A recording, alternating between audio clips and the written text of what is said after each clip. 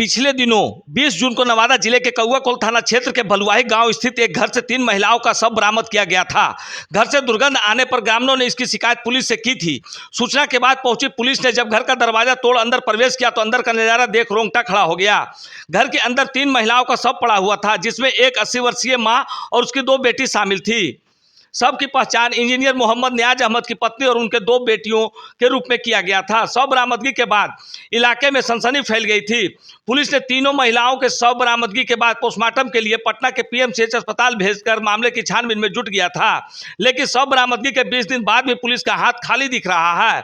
इस मामले में पुलिस कप्तान ने मुख्यालय में प्रेस वार्ता आयोजित कर जानकारी साझा की है, जिसमें उन्होंने बताया कि शव बरामदगी के बाद ग्रामीणों ने जमीन विवाद को लेकर हत्या किए जाने का संभावना जताया था। अनुसंधान के क्रम में जमीन विवाद को लेकर हत्या का एंगल स्पष्ट नहीं हो सका है। साथ ही बताया कि महिलाओं के शव को पोस्टमार्टम हो गया है, लेकिन मौत के कारण का रिपोर्ट चिकित्सकों द्वारा रिजर्व रखा गया है। वहीं एफएसएल अपना जांच रिपोर्ट बहुत जल्द सौंपने वाली है। आइए सुनते हैं कि क्या क्या कहे नवादा पुलिस कप्तान अमरीश राहुल। उस समय भी मैंने बताया था कि यहाँ पता नहीं चल पा रहा है कि महिलाओं की मृत्यु कैसे हुई है, क्या उनका हत्या हुआ है या उनके द्वारा आत्महत्या किया गया है, यह स्पष्ट नहीं था। इस संबंध में पोस्टमार्टम रिपोर्ट का हमें इंतजार था। हमारे द्वारा वीडियो ऑडियो के उपलब्धता वीडियो के दौरान पीएमसीएच में उनका पोस्टमार्टम कराया गया था। इस संबंध में मैं अपडेट आप लोगों को दे देना चाहूँगा। पोस्टमार्टम रिपोर्ट आ गया है। उसमें जो 2 बहन हैं, शबाना खातून और मंजू खातून, उनके शरीर पर ना तो कोई इंटरनल इंजरी है और ना ही एक्सटर्नल इंजरी है।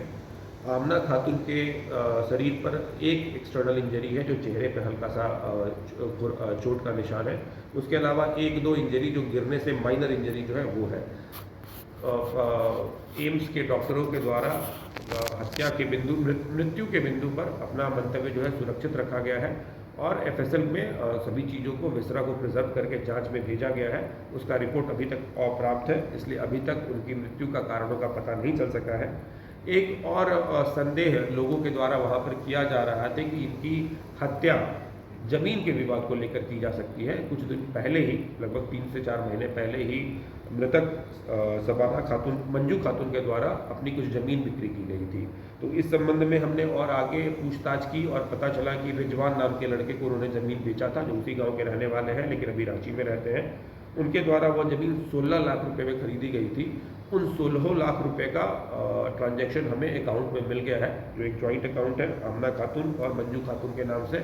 उसमें 16 लाख रुपए एक्चुअली में जमा हुए हैं, जिसमें से कुछ 40-50 हज़ार रुपये इस दौरान मंजू खातून ने निकाल लिया था। तो हमारा उस पर जो संदेह व्यक्त किया गया था वो भी सही प्रतीत अभी नहीं हो रहा है। हम लोग इसमें और आगे अनुसंधान कर रहे हैं। अगर कुछ भी हमें सफलता मिलती है तो हम जल्द से जल्द आपको इसकी सूचना देंगे।